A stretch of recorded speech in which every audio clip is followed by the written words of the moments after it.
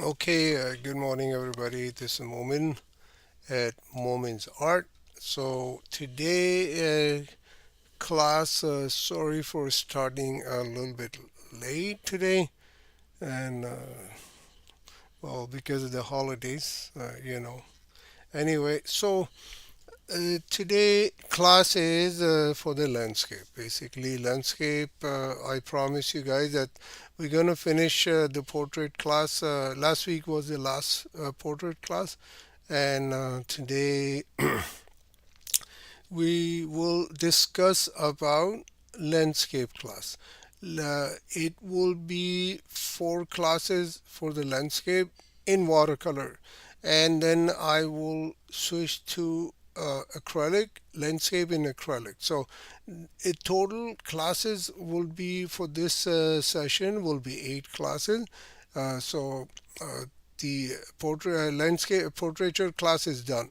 Now this is the landscape class, eight classes, four classes. I will discuss basically how to render the proportions, how to render the atmospheric perspective, how to control the proportions and perspective, the light, and how to compose your landscape painting. Basically, uh, like I said, every time I discuss that you need to understand how to control the proportions and light and how to compose it. So let me recap quickly before we go. I do further. Just this is my sketchbook. So the anything you start first in a landscape, you need to do small thumbnails, a small thumbnail like that, like go make a small thumbnail and restrict yourself. What are you planning to do? Like if you planning to do uh, uh, landscape format, you need to go a thumbnail, and then you go let's say you have a reference photo here, and then you uh, and very important, I'm going to discuss a little bit in maybe in 5-10 minutes, uh, but let's do this first. So I will sketch first quickly, like let's say you have anything in your mind, right? Like there's a hills in the background. I put the hills, small hills. There's a tree here in the midground. Put the tree quickly. Maybe there's a shack here, house or a barn house or something, and there is some animals are grazing grass or whatever, right? So just put vaguely. You don't need to explain because you see your thumbnail, right? So thumbnail will give you the idea how to compose it. Now see, I have basic sketches done in my landscape format. So landscape format, landscape format. This is a not a landscape painting. It's a lot of people get confused in. I'm talking about the landscape painting and now landscape format. What is landscape format? So whatever you do like that, this is a landscape format. And if I go and let me just go a little bit up here. If I go put my painting like this would be the portrait format. So if I want to do a painting which is more, I need to cover more sky, more less foreground. Let's say I want to put the horizon line here with some hills, maybe a few birds here, there, and there's a boat here.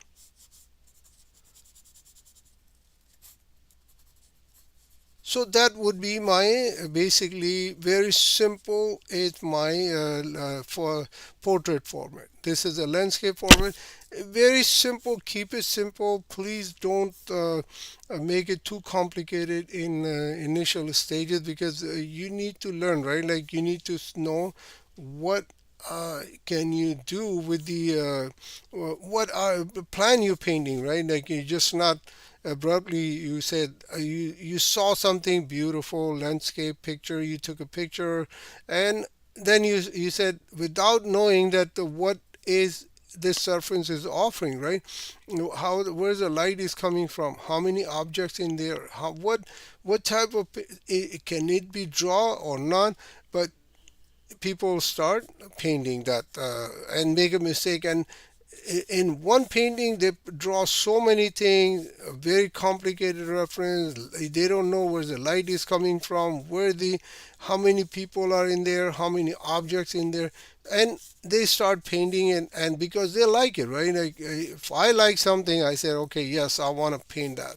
So if you like something, the reference is too complicated. There's a, maybe 100 birds are flying, maybe 10 people are watching these birds here. Let's say there's a children's here. There's some, the dogs are running around. So you minimize the clutter, right? You minimize the clutter, make it simple. Draw a thumbnail like that. Draw a thumbnail. This is your reference photo, right? You have so many people here. Let me draw quickly. So there's a 5 6 dogs are running around. There's a lot of birds in the sky. There's a trees here. So you see that it's so much information in one reference. So what do? You come down here and you said, and then maybe the light is coming from here, right? The light is coming from here, and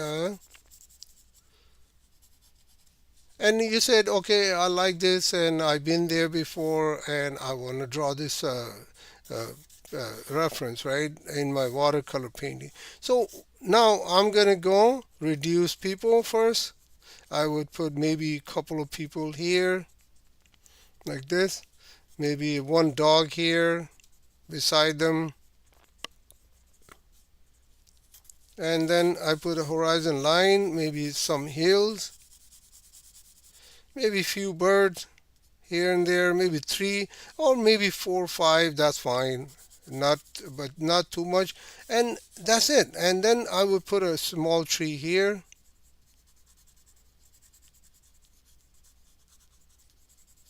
small tree here, and assuming the light is coming from here, that's fine. You can cast the shadows since the light is coming from here.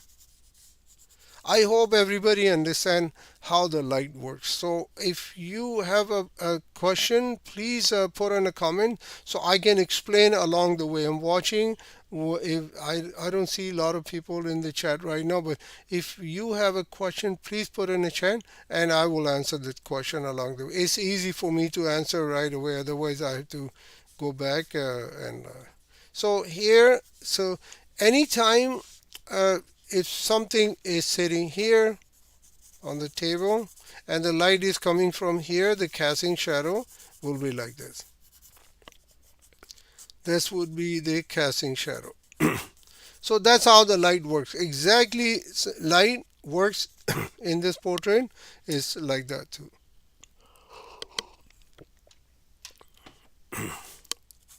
Sorry, I'm sipping my tea also. Okay, so now let's go back to the original topic, landscape painting. So I hope you understand what I am talking here, the landscape format, the portrait format, how to compose it, how to keep the proportion. Now, the proportion, I put a person here beside the house, right? So the person has to be so big that he can get in a house. If you put a person like big like this, just beside the house, then see that this is a problem. So you can't do this. Yes, he can be in the foreground away from the house. That's fine, like, but if he's standing beside the house, like here, see if I put a person here, which is the same level of the house, and he's trying to get in the house or whatever, he has something in his hand, it look like out of proportion. So simple, right? So this is the other thing you need to control. I explain same thing in the portraiture class also. You need to understand how to control the proportion. Portraiture is different, different way to control the proportion. I remember I showed you like a 2 button method. You put a line here, line here, line here, ears here, and then you put some two nostril, the eyelid, the eyebrows, and your portrait is ready. That's it. So you make sure everything has own way to construct the portraiture has a I keep it simple, so that's why I invent this method, so you understand how to quickly render a portrait. So same thing here, you have portrait has eyes, nose, and lips and ears, whatever, and here is a different object. The tree is there, the house is there, the some animal, the person, some birds here in the sky here, maybe a small tree here in the mid ground also. So these are the things you need to understand before you go and paint. Start, plan your painting, like what do you want to do. If you have a reference, how to declutter your reference photo, keep it simple as possible, and learn where the light is coming from and how to compose it. See that the tree is here, I can just remove this tree here. Maybe I don't like it, the tree, let's say the original reference, the tree is here, right? The tree is here, and I said, no, I don't want the tree here. This is it's like I don't like it in the proportion, right? I mean, composition. So you can move the tree a little bit here to help the other part of your painting. Sometimes you need help from the other part of the painting to help the other thing. So let's say there is a there's a house here in the painting, right? Let me draw quickly another thumbnail. So there's a house here, just giving you the example quickly. So now see the house is sitting, there's a tree here, some hills in the background, shallow hills, not too, and there's a tree here beside the house, behind the house maybe, right? Quickly another tree here. Now you see the house is kind of isolated. House has no contrast, is sitting, and unless I go put a dark value here, then house will look like there's a house there. But what happened along the way, it get dark, right? It feel like it's very dark. So what I do, I would erase this dark value. Let's draw again, and then I would go put a dark value in the background. That's what I would do. I would put a little bit dark hills or something, not very shallow hill. I would go put some dark value here, here, and then you see the house look more visible. Basically, it create more contrast in a painting. If you like more contrast in your painting, this is what happened. This house will be more visible, and you need to, if you want a more contrast, you keep it more lighter. Let's go up to here. Let's go up to here, the horizon line. So this is how you compose your painting, not just placing the subject. When composition is not about the placing the subjects or the things in your painting. It other things also, the dark value, how to create a contrast, how to make this look more visible, and by helping the other object, because this is not our focal point, right? This the hills is not our focal point. There's a tree here, is not our focal point. This is our focal point. So you make sure that this looks beautiful, right, by helping the other things in the painting. Let's say if I put something horizon line, let's put a, and I put it just one tree here, right? And that's it. So now my painting looks very empty, right? Now I would go put something here. Now I would put another house here. So this house, in the background, I'll keep it a little bit dark, and assuming the light is coming from here. So basically this house will help this house to make it look more visible. Let's keep it more dark here on the, or maybe some, let's say I would put house here.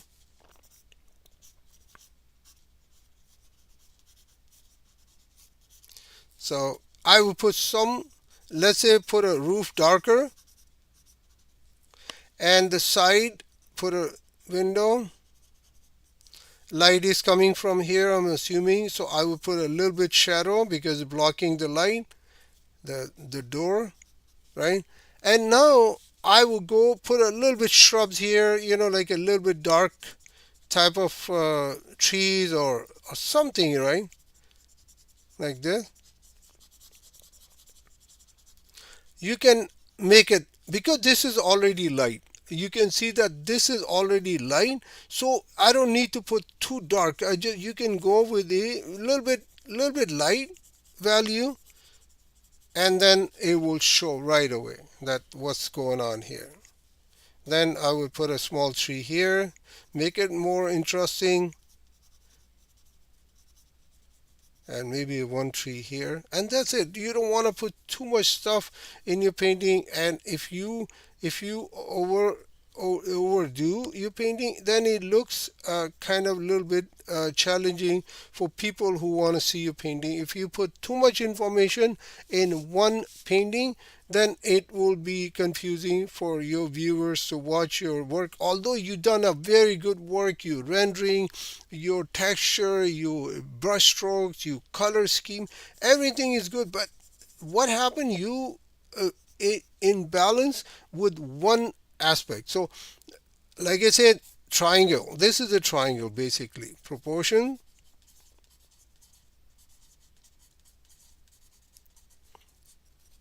right? The light and the composition. Sorry. So this is the three things. Now proportion is the drawing aspect. You know how to draw, how to control light. Then your texture come, because there's the shadows and dark value, light value. Start from here. That proportion, the drawing aspect. Now composition. Once you solve this two, then you come down here and how to place certain things in your painting. Let's say put a tree here in the foreground, maybe tree here like that, like bold painting, like put a tree here, house here. So then you place your subjects or objects in your painting in a different manner to help your focal point, right? Like you make a dark value and make it look more nicer, right? Like more visible. So this is how you compose your painting, placing, and then you use the dark value and you buy help for the other things to help your painting. So I hope you understand. Let me go zoom out a little bit so you guys can see what's going on here in the full page. So this is the basically landscape class.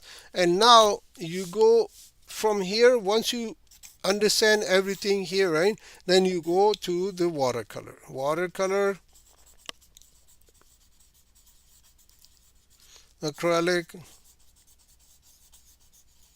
oil, whatever you do, pencil, charcoal, any discipline you work in, this is the foundation. And then you go here, then let's say you said I want to do in watercolor, right? So you work with the watercolor, you understand how to mix colors, how to make a soft edge, hard edge, and how to keep the transparency of the paper. Like let's say if you have a paper which is a watercolor paper, how to keep the white of the paper, because in watercolor business there's no white. I use the white, opaque white, because it's okay. For me, I have no problem. But some people like to keep the transparency, right? So keep the white of the paper. That's what their goal is, and that's the beauty of the watercolor also. But if you don't have to, you don't need to. So this is watercolor. Now you go acrylic, you need to prime your canvas, you have to have a canvas, you have to chalk it, I mean like put a primer on it, you build the surface, and then you start working on acrylic. Acrylic is more opaque, it's a water-based medium, but it different from watercolor.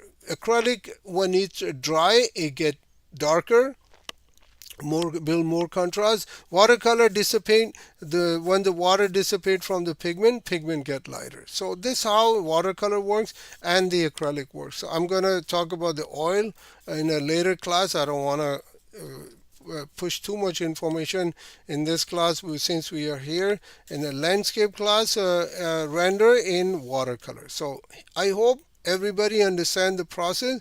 The triangle is the most important. Please pay attention on the triangle. The triangle, if you understand this triangle, your life will be easier, like by drawing. And this is if you know how to draw, how to understand the line and how to compose, then the watercolor is easy. So let's say, let me just quickly do some watercolor washes. So I have the palette in my, let me go zoom out a little bit so you guys can see how much stuff I have in my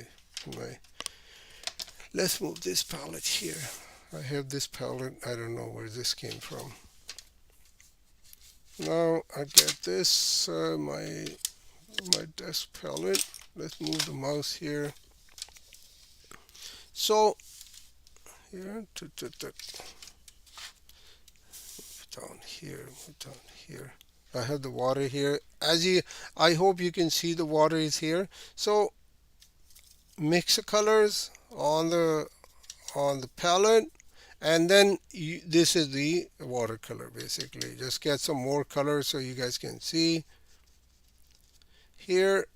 Now I want to get a soft edge. Always remember, keep this in your hand. This is the most important tool in watercolor after the brushes, the paint, and the sketchbook. This is the most important tool. You need to control, basically you controlling the moisture of on your brush. Basically, if you need control lift the colors, you make sure you dry your brush and you start lifting the color. You dry your brush and lift the color. That's how you lift the color in watercolor. If I have a water and I didn't take it out from the, then if I can lift it, but what happened, it won't give me a very sharp edge and it will spill and create cauliflower. But if I dry very thoroughly, and then I can go very sharp type of lifting the color like that. So these are the things you should have if you're dealing in watercolor. Okay, let's go flip the page and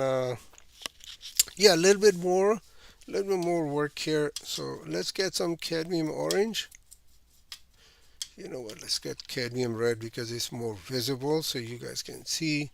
So I put a watercolor here, very cadmium red.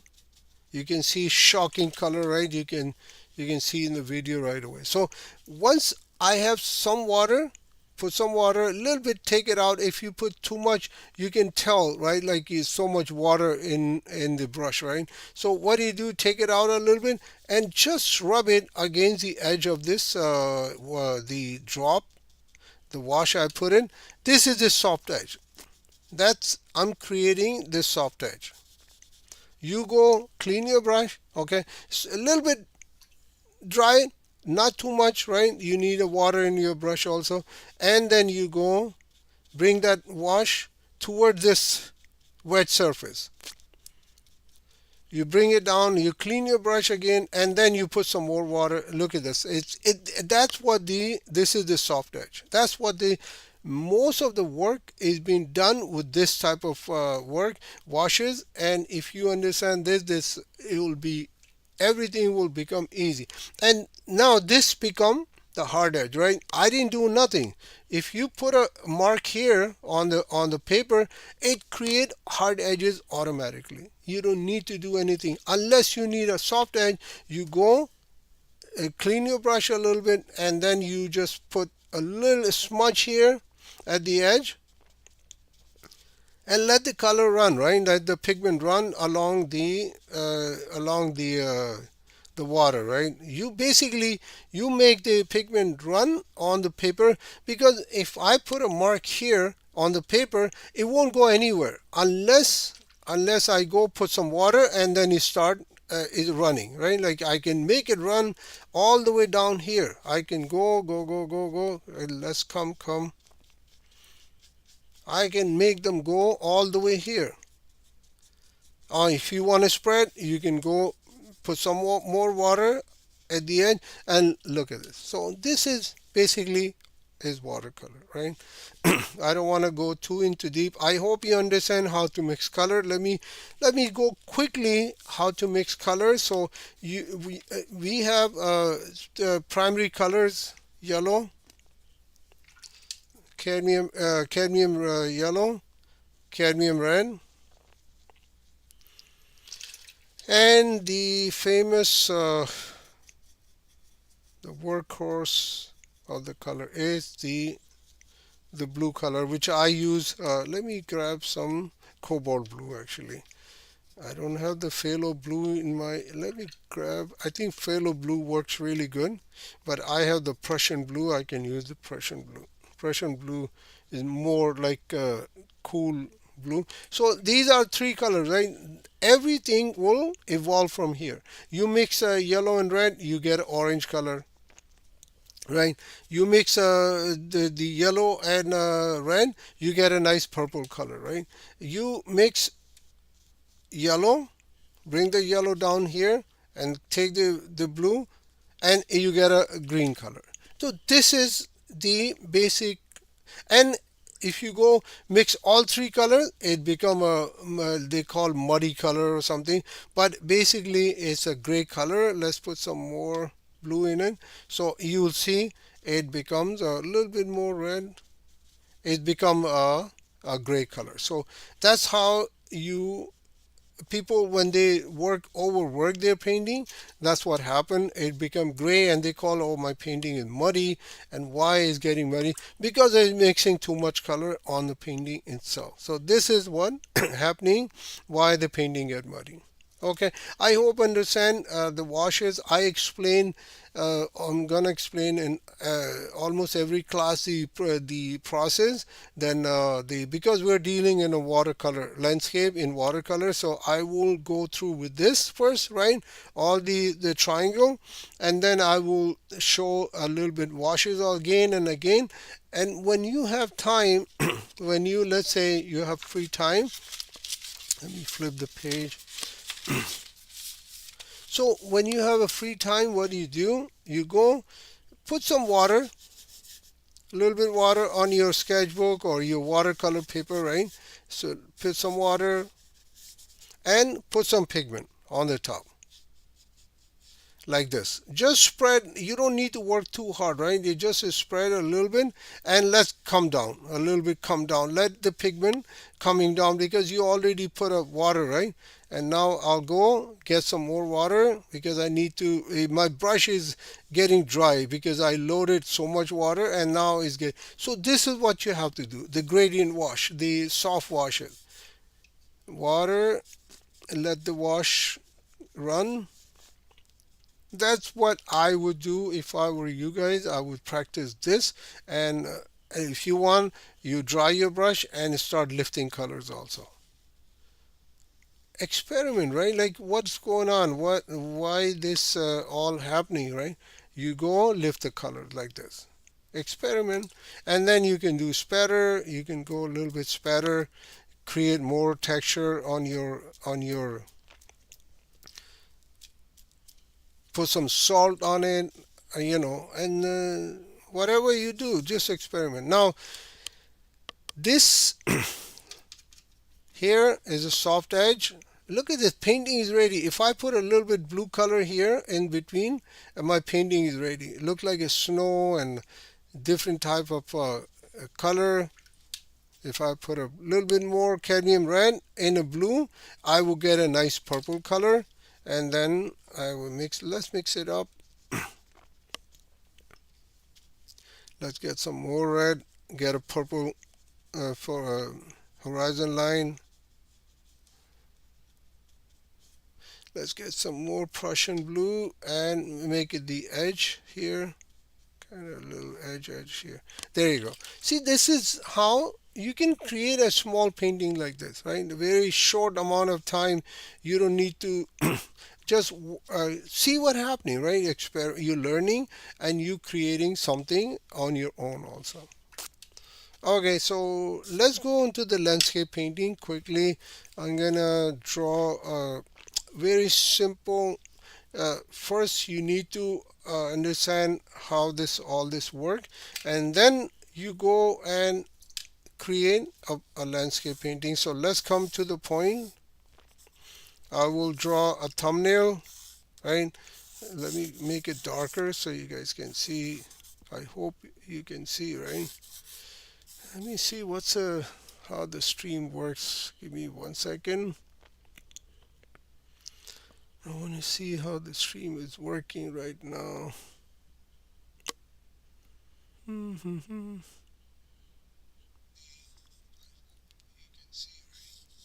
Okay, I think it's okay. It looks all right. Perfect. Okay, so see the landscape. I will do another one here, and let's do this one first. Put a horizon line. First thing first, put if you need something that is you can make this uh, up here. You can put a horizon line here.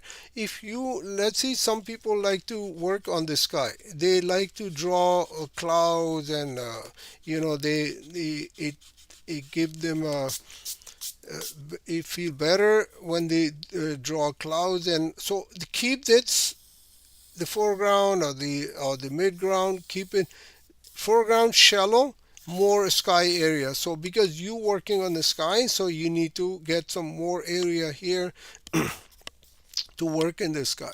Now I will go put some hills here. I'm trying to make it small uh, painting with my I don't have no reference, right? So I would just go create on my own. Put a one tree here. I'm gonna bring the reference next week. I don't have the reference, otherwise you guys can see. I'm gonna simplify the reference next week. I will bring the reference and show you how to simplify the reference also. Let's put a shack here.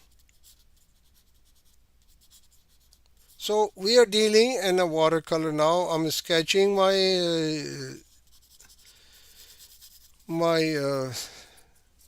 painting. Basic painting, not too complicated.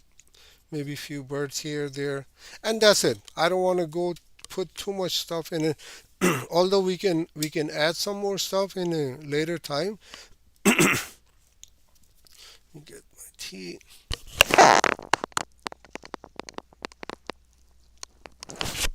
Okay, so water. Put some water first on the trees. If it goes on the trees on the bird, that's fine. But you don't want to let it go on the house, because that's what we try to keep the transparency and make it keep it open, because we don't I can go and paint with white paint, but we don't want to go here. If there's something light in your watercolor painting, and you dark is okay. See that the mountains will be darker, so I can put some water here, and I can bring some blue color all the way down on on the on the mountain. That's fine. I mean, like, that's not a problem for me. But white, if I bring down the dark color on the white, what happened is, for me to create again that the object, I have to put some white color, which I use all the time. You can see that I introduce over and over. You guys can do that too. That's not a problem. It's just your painting. You make sure you look, if you feel comfortable not keeping the white, keeping the, you hard to keep up the white of the paper, you just always go and paint over. And actually I'm going to show you quickly. Let's keep this way, and let's put a little bit more water here. And I'm going to introduce a little bit cadmium orange because I want to keep this painting a little bit more. Oops, I dropped some droplets. So you have to be careful when you are dealing this type of painting. You see my water reservoir is here. It's in a very wrong position because I don't have enough space on the desk. So I'll keep it here actually. Let's keep it here. And so I don't have to go back and forth. And I drop on the way, I drop some by mistake. So let's put some purple color on the horizon line a little bit, give more punch to your painting. And then I will grab some sepia color, which is the dark brown color. You can use the Van Dyke brown, you can use the burnt umber, you can use sepia color, whatever the brown color you have. Make sure that you, when you have a brown color on your palette, on a mixing, you mix with the some blue color, French ultramarine, cobalt blue, any color you get your hands on it. I would never use the brown color straight on my painting because that will create, that brown color is very harsh and it create a bad mark on your painting, which is hard to remove. If you want to lift the color, sometimes it works, but most of the time it that doesn't look very good. So here, and I'm gonna put some, if see that I put too dark, right? And I don't like it. It's too dark. I would put a little bit. Let's go zoom in. Actually, that here. So I put too dark here. So I will go put some cadmium orange. Let's just drop quickly here and there and make it look more lighter. That's how you create this the dark color, make it more, or better yet, you can lift it up. If you don't like it, you can just go clean your brush, make sure your brush is dry, and you can lift it up like that. So see that I have this. Let me grab my other brush because this brush doesn't have. Now, if I go get some more sepia color, and if you want to create more texture in these mountains, you just go drop that sepia color straight from the tube you can use, and just drop it a little bit here and there, like that. Now, sorry, I'm assuming the light is coming from here, from this part, right? So I'll keep this part of the house will be lit up. The trees will be a little bit more exposed to the light. So this part of the mountains will be more lighter because they're exposed to the light. So I can go in this cavity, I can put a little bit dark value here, and you just drop on wet into wet. Because what happens when you drop this dark color onto wet into wet, it will spread and it create a nice texture on this mountain that it feel like, like uneven surface or something.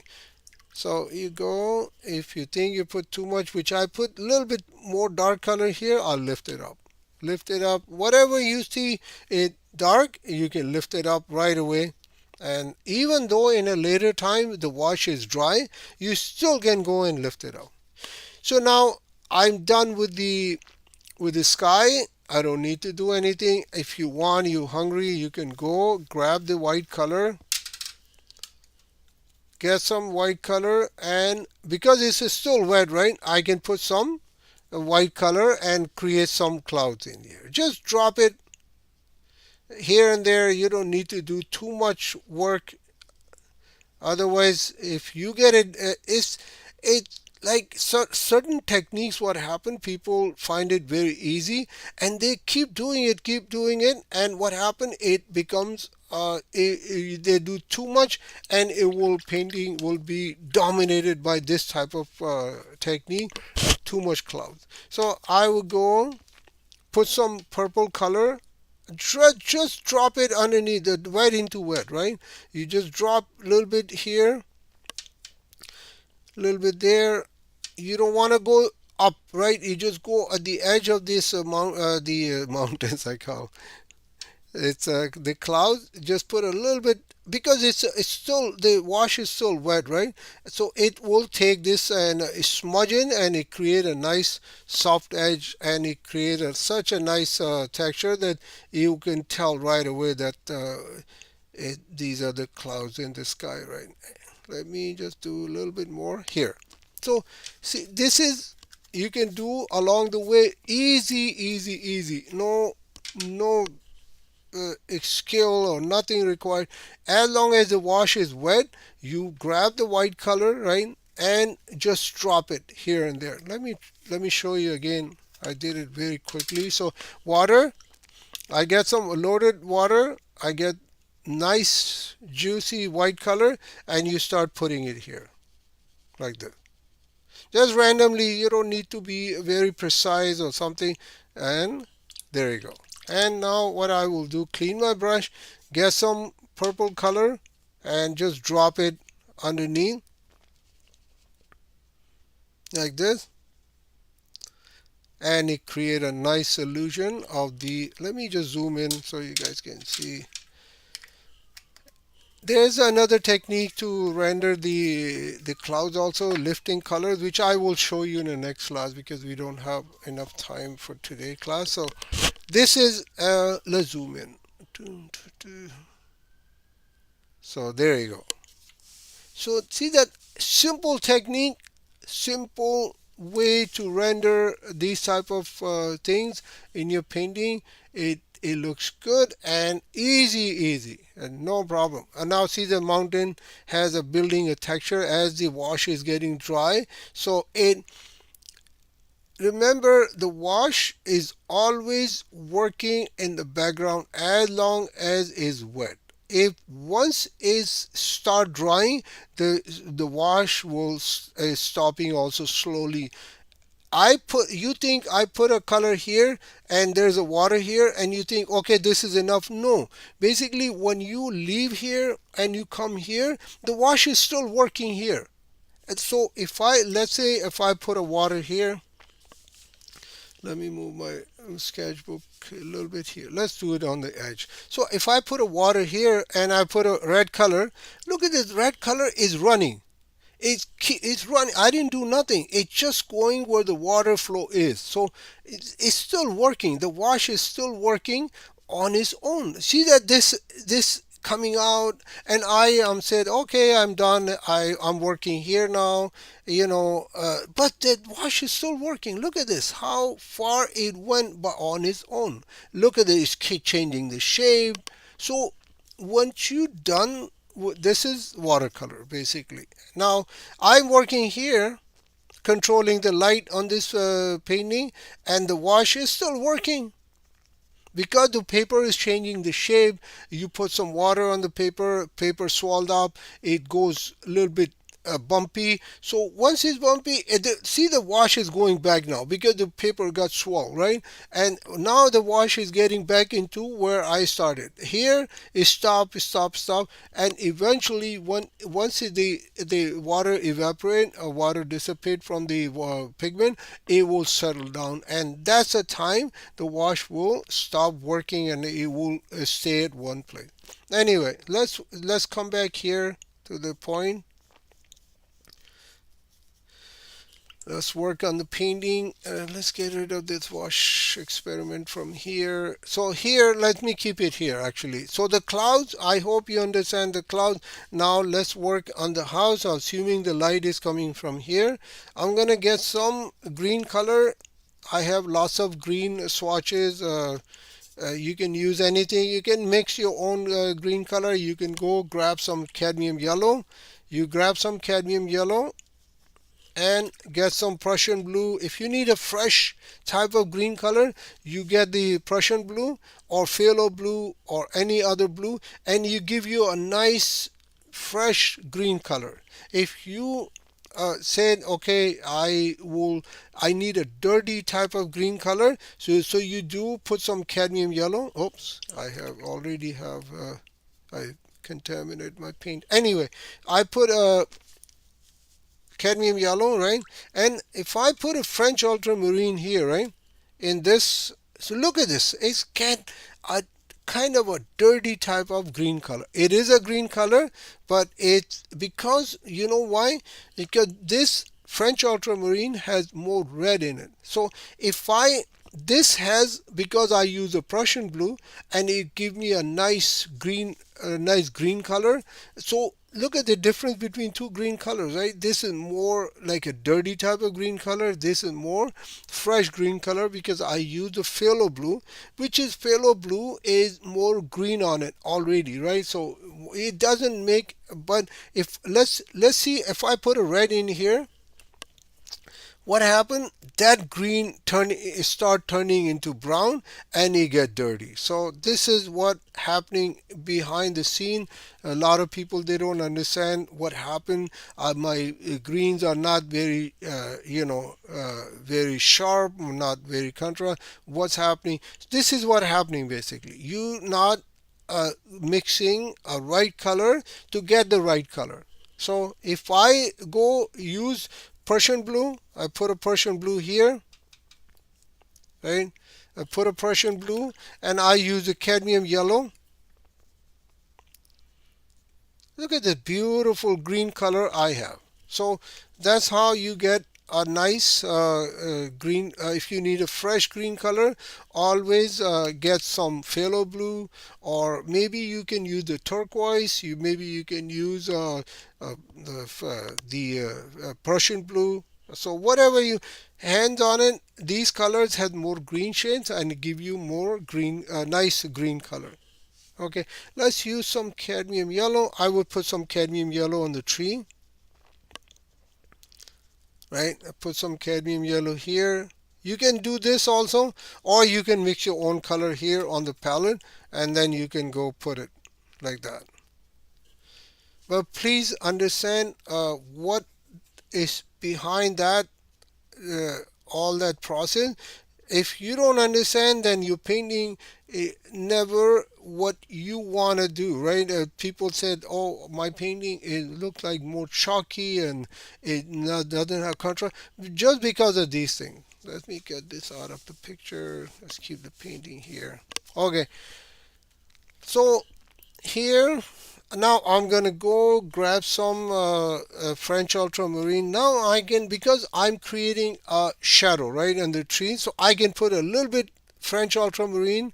Any blue color you can get a cobalt blue, ultramarine blue, or any other blue, and create that the light effect. Like because the light is coming from here, so that foliage of the tree will cast some shadow. That's how you create the depth into your painting. So I will put, let me turn off this light on my desk because it's creating a little bit light effect. Thank God, here gone. So here, although the light was good, but it creating a reflection. Here I would put a little bit green color here also to help my house, right? So it looks more visible. Now I'm done with the, if you want more, you can go grab some cadmium yellow and put some here. You can go a little bit more if you want, which I would just stop here and uh, keep working on my painting. So now see that house is kind of not coming up. So I would put a little bit orange roof. Now I'm building up the contrast by the colors, not with the dark values, not a dark value here, dark value here.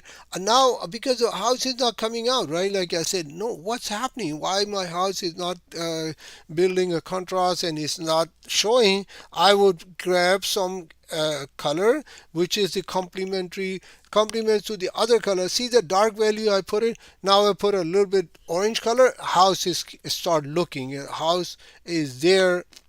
We can tell the house is there, right? It's more visible. Now what I will do, I'll grab some brown color, mix it up with the French ultramarine, and get a nice dark gray color. You can mix your own. You can get a Payne's gray from the manufacturer. You can get a tube, and but I would mix my own gray. That's what I do, and create the light. The chimney is casting a shadow, so I will go get some, put some shadow here, blocking the light. And the roof, the edge of the roof, it creates some shadow, and I will go cast some shadow of the house also. Let's put a little bit more gate here. This side of the roof will be casting some shadow. There you go. And now I will go, I'm done with the, I hope you get the idea, right? So how you work with the landscape painting in a watercolor. So this is the complete process. I show you on the other page how to compose, how to, how to keep the proportion right, how to do watercolor. Here I wash it, whatever, right? So this is how you do landscape in watercolor. Now let's get some done. These branches also. Make sure that the tree. I'm using a burnt umber or a sepia or burnt sienna, whatever you get your hands on it, the dark brown color. Just put create some more depth into this tree. I just put a little bit, and the shadow of the tree. I will use some purple color. I don't want to go with a very dark color, so that would be the shadow of my tree, like that. And this tree shadow will be behind the house. So see that the shadow of the tree is helping this house look more visible because I put a little bit dark value, and the shadow of the house will be like this. Keep it light. Don't, because the foreground is already light, right? Now I can go grab some raw sienna or yellow ochre, mix with some blue color, a little bit blue color. You want to tone it down because those colors are very sharp, and get some water, right? And I will put a little bit on the top of the shadow, right? This is, I don't I can override it and put some light color on the foreground, on the ground, right? Like so don't put too much, otherwise it will mix with this color. But you can put another wash on the top of this wash also. It's not a problem. So here, almost done. Now I will go grab some sepia color and construct these birds here, although it is there with my pencil draft, but I will go make sure that they are more visible. So I will put one here, just a little bit here. So see that it, now this bird is too big, right? I don't like it, right? So what I will do, either because of the pencil mark is there, you don't like it, you can just go put some white color on it and gone. That's it.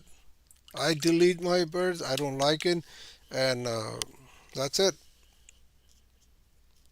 Let's put some more, because I my painting is like that, right? Like there's a cloud in there, so I can get away with this type of editing in my painting. But if you don't have enough clouds, or you have a very flat wash, then you have problem. Otherwise, you can delete it, not a problem. It's gone. It will look like the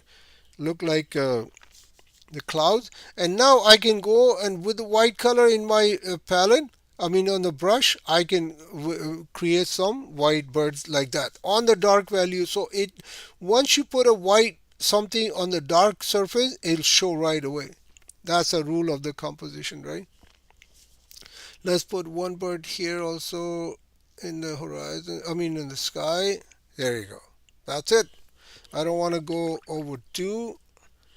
And a little bit dark color, get some I have some gray color mixed from the, and then put underneath these birds, body, so it creates some shadow. It's a little bit, you don't want to do too much, otherwise it will see that it shows it like a there in the sky. There's some depth into the painting. So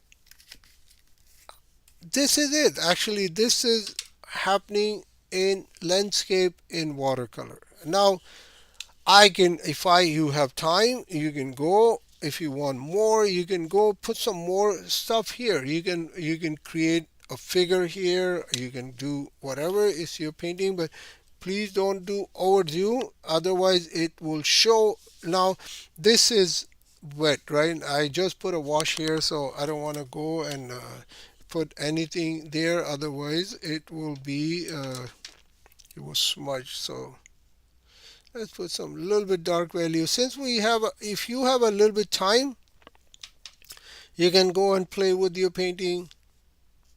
You can make these hills more harsher. If you don't like that atmospheric perspective, you can go make them more bolder with a light gray color or here.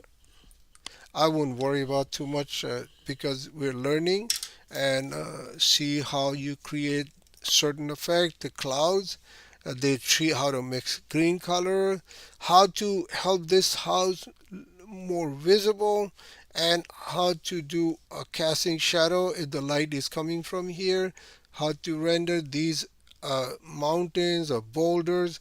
Just put a one wash, then you put a cadmium orange and drop some sepia color, dark color like sepia color or Van Dyke brown or burnt umber, whatever you get your hands on it. Just drop it, and that wash will work for you. You don't need to push color too much.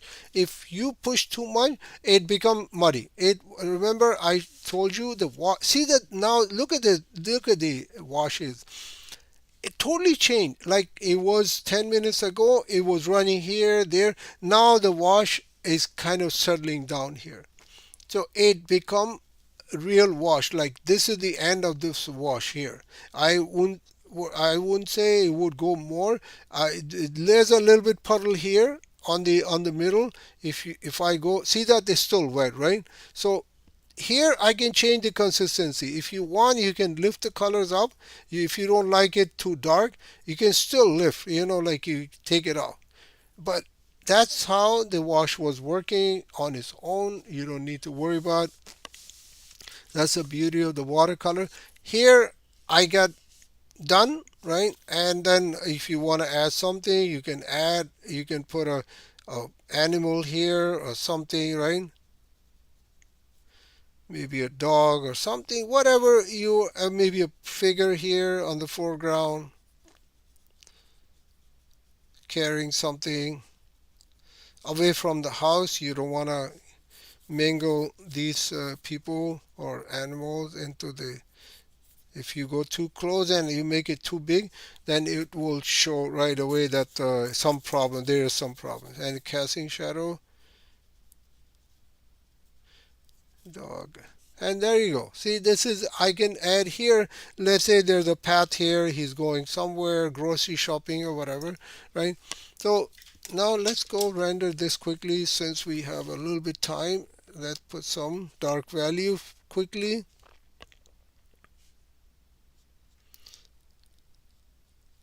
When they're walking, the one feet is shorter and the other feet is longer. That's what explained that they are walking, they're not standing. If you keep both feet same, most of the time our mind process the information that they are standing. But if you make them walk, you can just go make one feet shorter or twist it or something like this, and then you will tell that the person you try to draw is walking. Let's get some water, casting shadow.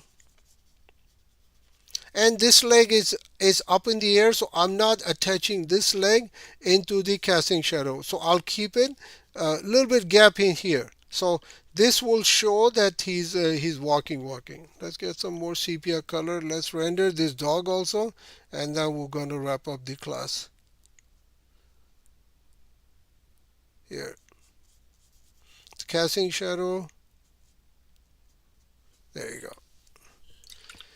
So that's these are the things. These are the things you can do with your watercolor and create more drama to your painting by just doing a small stuff. And once you have a control here, you said, okay, I'm done with the my proportions are good, drawing proportion, and then you know how to control the light, how much casting shadow. If the sun is here, the light is here, the shadows will be more longer. If the sun is here, the shadow will be, let's go out, zoom out, the shadow will be shorter. And then how to, once you have the texture built along with the light, and then you come back on the composition, how to place these stuff into your painting so it looks more beautiful. The house looks dark value on the background, it looks more visible, build more contrast.